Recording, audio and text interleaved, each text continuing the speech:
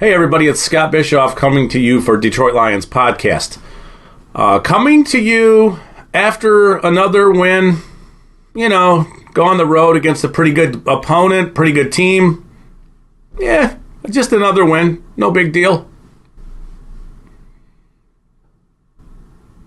Yeah, it's pretty remarkable what's happening and what we're witnessing as fans. It's been a long time since they've done the things they're doing now. Obviously, we've talked about this. We've talked about this. It's a snapshot in time, but 6 out of 7 games have been wins. They've placed themselves firmly in the playoff race. It is just unbelievable to look at where they are right now and consider where they were 8 weeks ago. Both offensively and defensively and all of it. It's just awesome is an understatement, but I hope that you guys are as excited about what's happening as I am. So we're going to break down the Lions. The Lions are traveling in Week 16 to Carolina to take on the Panthers on the road. We're going to break that down for Detroit Lions podcast coming at you right now.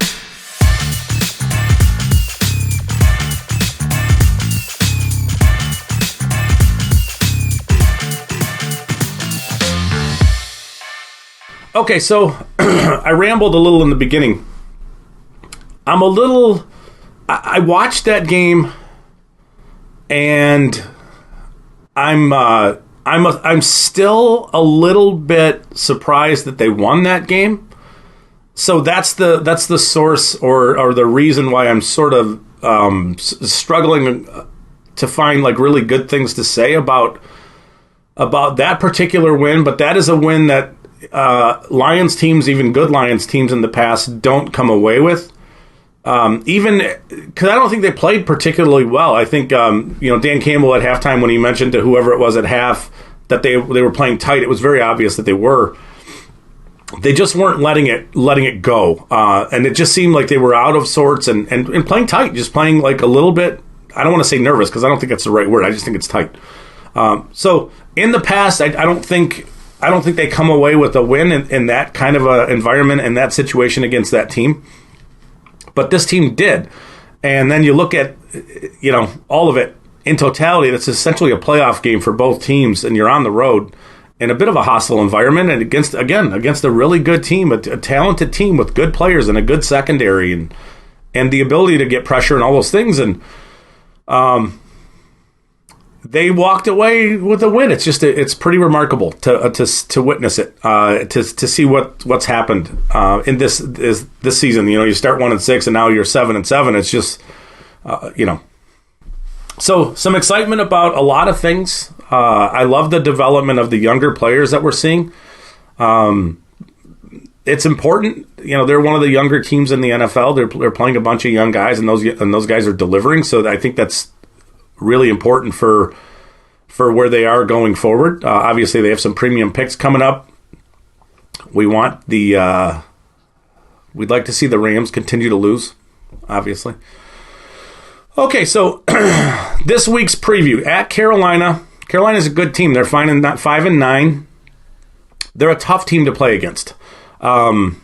Vegas is expecting a lower scoring game. The total on this. Now this is super early this week, so this is it might change. But just understand these numbers are early. The game total is 44.5. Expecting it to be a touch low scoring. The Lions are favored by 2.5 points. The implied totals have the Lions at 23.5 and Carolina at 21. So lower scoring game, lots of running, my guess is what the forecast for, and a bit of a lower pace, slower, grind the clock out kind of a game. I think that's what the forecast is. So, suck the air out of the ball, reduce possessions for the other team, run down the play clock to, 2 or 3 before you snap the ball kind of stuff. On offense, the Detroit Lions are averaging 4.4 yards a carry, and as are the Carolina Panthers, tied for 15th in the NFL. In these next two stats, it's the difference in these teams. on offense. The Detroit Lions have run for 19 rushing touchdowns, which is third in the NFL. Carolina's run for 13, which is tied for 12th. But that speaks to the efficiency of the Detroit Lions offense. That and another stat coming up. Passing, the Lions are averaging 7.5 yards per attempt, which is tied for 8th. Carolina is averaging 6.8, which is tied for 20th. And again, some efficiency stuff. The Lions have 23 passing touchdowns, which is tied for 9th. Carolina has 12, which is tied for 30th. So the Lions, you're seeing how efficient they are both in the red zone and in other areas, and getting the ball into the end zone, scoring touchdowns. They've done a really good job of that. So on defense, the rushing defense, the Lions are allowing 4.9 yards per carry. It's an illusion. It's going to be hard for them to back away from being a bottom 10 run defense because of how they performed in the first, say, 6-7 games. But we're going to get into their defense over the last 7 weeks in a little bit. So 4.9, they're tied for 26th. Carolina allows 4.4, which is tied for 12th. Rushing touchdowns allowed. The Lions have given up 19, which is tied for 29. And Carolina's given up 16, which is tied for 25th. Passing. The Lions are worst in the NFL, allowing 7.6 yards per attempt, 32nd. Carolina allows 6.3 yards per attempt, which is tied for 10th. The Lions have given up 23 passing touchdowns, which is 25th overall. Carolina's given up 18, which is tied for 10th. And sacks surrendered. The Lions are tied for first, which is awesome. They've only given up 19 sacks. Carolina's given up 32. The Lions are tied for first, 19 sacks. Carolina is tied for 13th with 32 sacks given up. The Lions have generated 30 sacks, which is tied for 21. And if you've been watching these, you're hearing that number tick up a bunch, which is awesome. Carolina has 29 sacks generated, which is tied for 23rd. And then to the interceptions. They each have 10 interceptions on defense, which is tied for 17th in the NFL.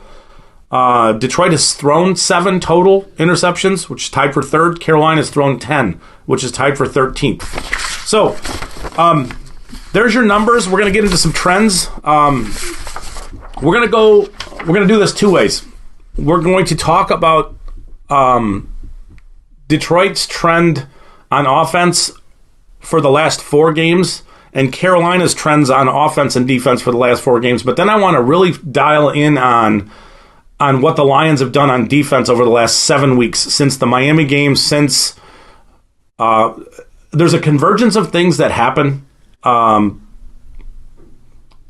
of this happens through one of these things, but the collection of them, it's just got them going in the right direction. So that's how we're going to handle, just looking at the stats, the trends for this. So Lions offensive trends for the last 4 games.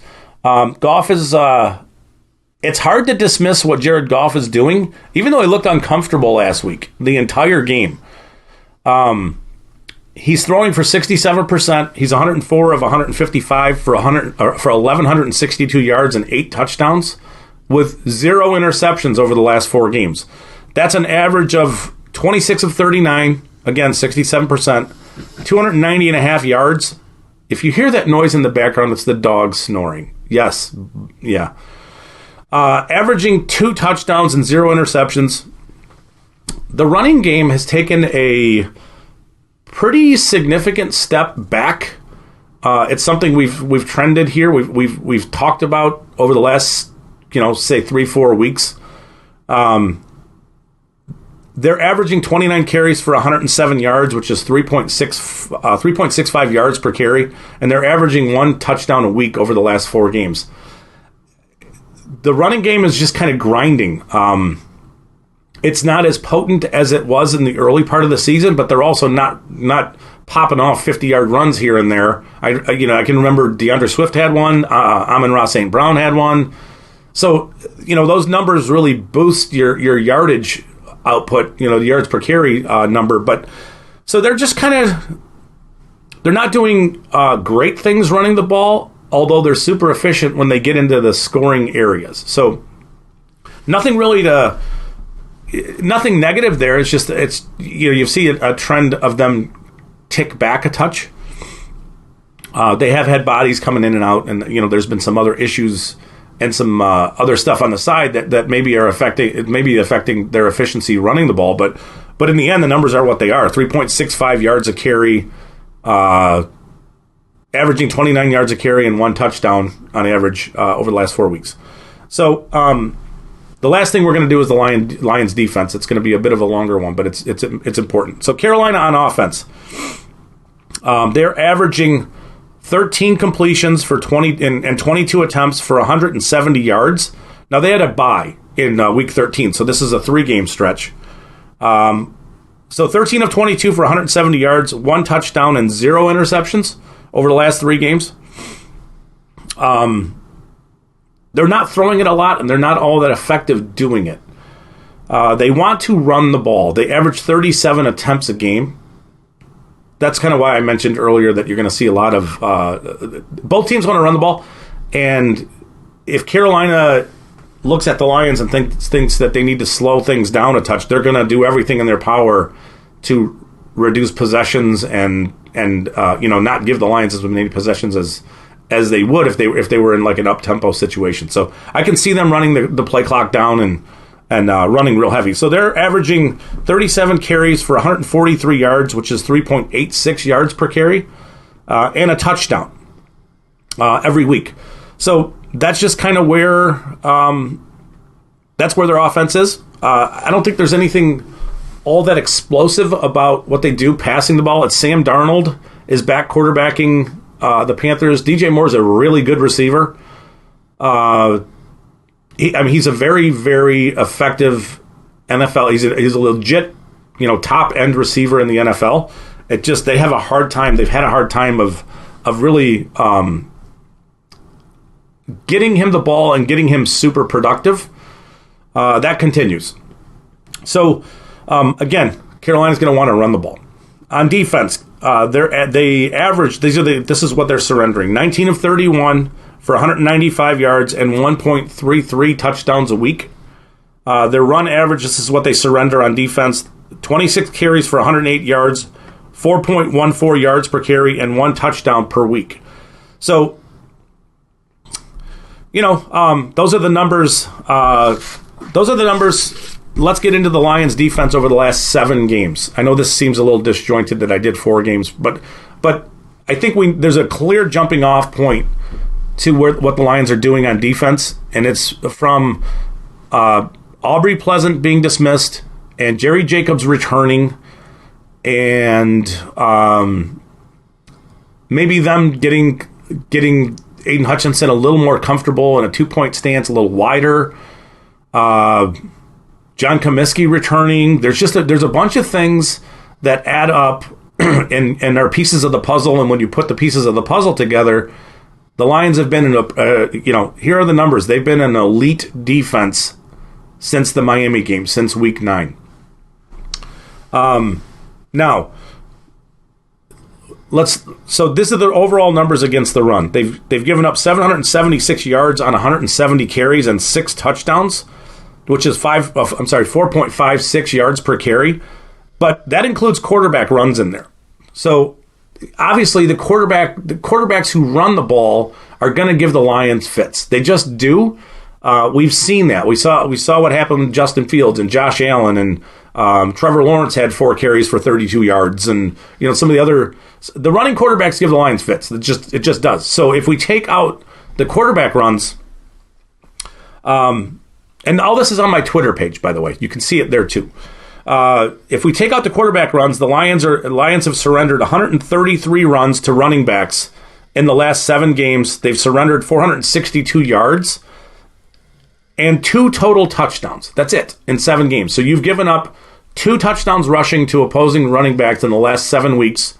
You've surrendered 3.47 yards per carry over a 7-week window. That's elite. That's elite stuff. They are doing ridiculous things. Like against the Jets, they gave up 43 yards on 19 carries, no touchdowns. Against Minnesota, they gave up 22 yards on 17 carries. They gave up a touchdown. Against Jacksonville, they gave up 63 yards on 15 carries. Against Buffalo, they gave up 82 yards on 17 carries. Against the Giants, you gave up 35 yards on 18 carries. You gave up a touchdown. What they're doing, their run defense has been stellar, and there's just no other way to describe it. So you've seen, the first 7 games and the second 7 games, you've seen a 180 on their defense. It's awesome. Their pass defense has taken a step, and the reason is because they're turning over the ball and they're getting some pressure. They're turning over the ball like they were not doing in the first 7 games, and they're getting pressure like they weren't doing in the first 7 games. The Lions' pass defense is allowing a 59.5% completion rate. That's pretty good. I mean, that's more than good. They're surrendering lots of yards, 282.7 yards a game. They've given up 11 touchdowns in 7 weeks. They have 8 interceptions over that 7-week window. You have 19 sacks over that 7-week window. Right? So I want to say in the stats, we said that they have 10 interceptions total. That means you had 2 in the first 7 games, you have 8 in the next 7 games. Significant change. You got 19 sacks in the last 7 games. You have 30 total. You had 11 in the first 7, you have 19 in the next 7. You can see the turnaround. It's a remarkable turnaround. So, I think it's important that we take the totality of what they're doing on defense in the last 7 weeks to understand fully what it is and why this turnaround is happening the way it is and why they look the way they do. They're playing elite on defense. They really are. I don't have. I wish I had the. I wish I had the brain up here to be able to understand where that fits in the big picture of like how have other teams been over the last 7 weeks, but we're limited there, and you guys know that. So we just have to go with understanding that they're really doing a great job preventing big runs, preventing scores, and then really locking up teams, in the passing game too. So that let's use that as the jumping off point for this week. So how can the Lions? What can they do on defense against Sam Darnold and company? We've already talked about Carolina's desire to run the ball. D'Onta Foreman is a really, really heavy, powerful runner. They need to continue to tackle well, like they have done. Like I said, he runs very heavy. He's a big running back. He's a power back. If he gets into the second level of the defense, he can run. He will run away from you a little bit. So they need to rally, and they need to play really, really tight, gap sound, set the edge, all that stuff. I don't think it's going to be a huge issue for them because they've shown you over. It's not like this is a 1 week span where they locked up. Dalvin Cook for a week, or you locked up, Zonovan Knight or whatever. 7 weeks. So, you want to put Sam Darnold in a position where he's in a situation where he has to make good throws in bad down and distance, which means stopping the run on first down, forcing them into uncomfortable situations, and then getting after him with your pass rush and just making him reset his feet or get off his landmarks or feel pressure, make him uncomfortable. That'll go a long way to getting Carolina off the field on third downs. The Lions have been able to get home with pressure. They have. We've seen it. They have 4 sacks in each of their last 2 games. I don't know that I would fear the passing game all that much. You have to respect. You have to show DJ Moore significant respect. He is a very legit NFL receiver, but their passing game is kind of depressed. It's a little bit. They don't throw the ball a lot. They don't do a lot with it.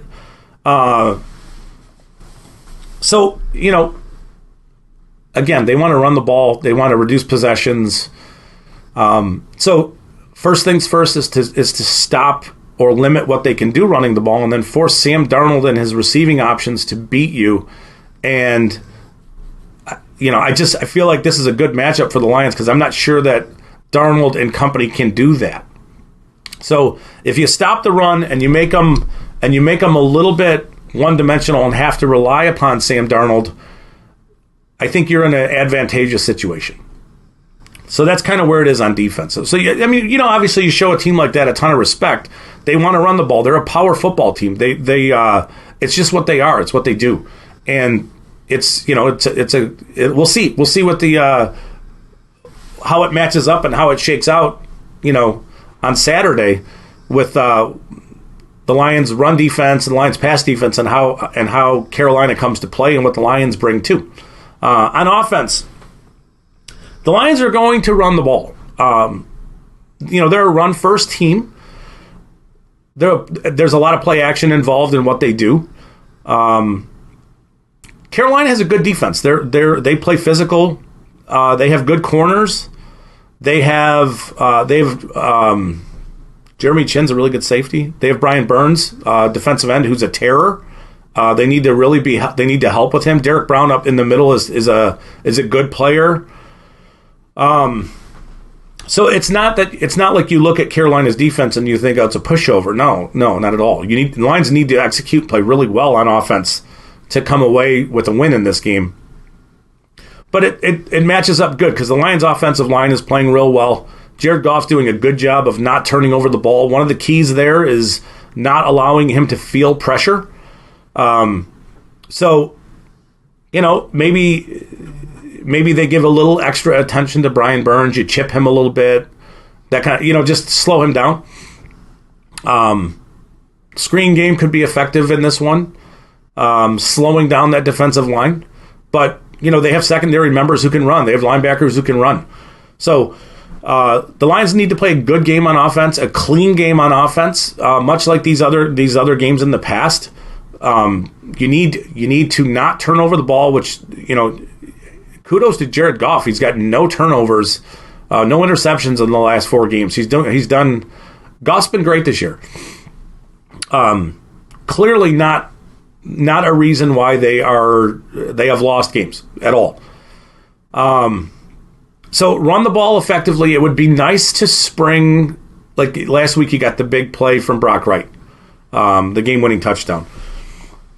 It would be great to spring DeAndre Swift on a screen pass for a long one. It would be great to run away, just to maybe it's a jet sweep to Amon-Ra like we saw earlier in the season, or something funky like that, or just a traditional run where you're busting away from Carolina's defense, and it gets you rolling in the right direction. Again, Vegas is kind of thinking of this as a bit of a low-scoring game. A tight game. I can see the Lions' offense not being like crazy efficient in this game because I think Carolina's defense is pretty good. But I can see them running the ball and just settling in on that and then hitting play action, over top of that as a complement to that. Obviously, Goff is going to throw. He's going to attack the red zone like he has. He's been very efficient doing that. It's one of the things that stands out to me is how good the Lions have been in the red zone, and how much that's mattered in this crazy run that they're on against good teams, against really good teams, and against teams that are going to go to the playoffs. The Lions have, you look at the Minnesota game. Minnesota's going to host a playoff game at home, and the Lions, I don't want to say they blew them out, but that was not a close game. You go on the road to New York and you play the Jets in what is a playoff game for both teams, and it's a tight game, it's a tough game, but you come away, with a win there. So I think I want to believe in the Lions offense. I think that they'll be able to run a little. I don't think it's going to be super efficient, meaning I don't think they're going to run for a big yards per carry average. But I think they'll be able to run the ball, which will set up the rest of their offense and kind of open up the playbook for them on second down, and get them, just moving the chains in a productive way. And that's kind of it. It feels a little bit like I don't want to say a boring matchup, but it feels like this is going to be one of those games that you just have to slowly grind out this win. It's a huge game for the Lions. It would be huge for them to come away with a win this week. I think if they play well and they do exactly that, and that's just kind of lean on Carolina and just go, using the run game, using play action, hitting some shots here and there, taking advantage of some play calling stuff. We've seen Ben Johnson do those things. So that's kind of the matchup. I know this is a little bit of a shorter one, but the numbers are what they are. The 7-week stretch that they've gone on backs up how good they're playing, and I just think that in the end, you're looking for a big play from one of your running backs. You're looking to win I know this is coach speak, but you got to win the turnover battle, and you got to be the better team in the red zone. I think the Lions, as long as they handle their business up front, which they should do with Brian Burns, I think they're in a position to win both of those battles, and that should get them victorious in this matchup. We'll see on Saturday what it looks like, but should be pretty excited as Lions fans to see this string of games the way they've come off. So that's the preview for this week. You guys have a great Christmas. Have a good weekend. We'll talk next week. Thanks.